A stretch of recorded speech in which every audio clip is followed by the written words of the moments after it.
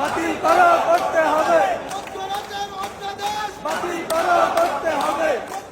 আমি মানি দুর্নীতি হয়, কোন প্রতিষ্ঠানে দুর্নীতি হয় না? গত বছরে টিআইবির রিপোর্ট দেখেন, রাজস্ব সংস্কার বিষয়ক পরামর্শক কমিটি আমাদের সাথে যোগাযোগ করেছে। সেখানে এনবিআর এর কর্মকর্তারা তাদেরকে পুরোপুরি 100% সহযোগিতা করেছে।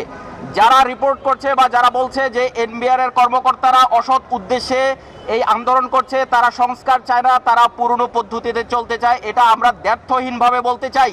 এটা সম্পূর্ণ মিথ্যা কথা। এনবিআর এর প্রত্যেকটি অফিসার চায় এনবিআর সংস্কার হোক। আমরা চাই ইন্টারন্যাশনাল বেস্ট প্র্যাকটিস অনুযায়ী এনবিআরকে আরও যুগোপযোগী, আরও স্বাধীন, আরও এম্পাওয়ার্ড করা হোক। তা না করে এই যে সংস্কার পরামর্শক কমিটি যেই প্রতিবেদন দাখিল করেছে, সেই প্রতিবেদন অদ্যাবধি প্রকাশ করা হয়নি। যদি তাদের মধ্যে স্বচ্ছতা থাকতো তাহলে তারা সেটি প্রকাশ করত। অন্যান্য সংস্কার কমিটির নেই এই প্রতিবেদন কেন লুকিয়ে রাখা হলো?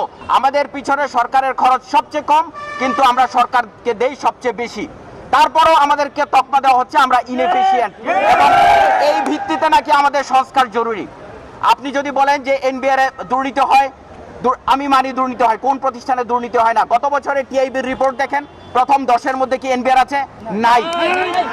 আপনি ডেটা নিয়ে কথা বলবেন, আপনি আবার লজিকের এই বিপরীতে এন্টি লজিক দিবেন, কিন্তু কেন জোর করে আপনি আমার গায়ে একটা নোংরা তকমা জুড়ে দিয়ে আপনি এই এনবিআর কে ধ্বংস করছেন?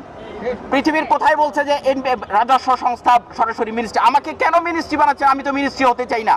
ভবিষ্যতে যখন পলিটিক্যাল গভর্নমেন্ট আসবে, তখন পলিটিক্যাল ইনফ্লুয়েন্সের মধ্যে, পলিটিক্যাল ইন্টারেস্টের মধ্যে আমাকে ফেলে দিচ্ছেন। এই বিষয়গুলো কেন আমি আজকে বলেছি আপনাদের রিপোর্টে এইগুলো আসতে হবে। আজকে হয়তো আমার বিরুদ্ধে ব্যবস্থা নেওয়া হবে, এরকম আর 10 জনের বিরুদ্ধে ব্যবস্থা নেবে, তাতে কি হবে? কয়েকজন ব্যক্তি হয়তো ধ্বংস হবে, কিন্তু একটা সংস্থা যখন ধ্বংস হবে, যেটি রাজস্ব সংস্থা, তখন দেশের পুরো ডেভেলপমেন্ট সিস্টেম হ্যাম্পার্ড হবে।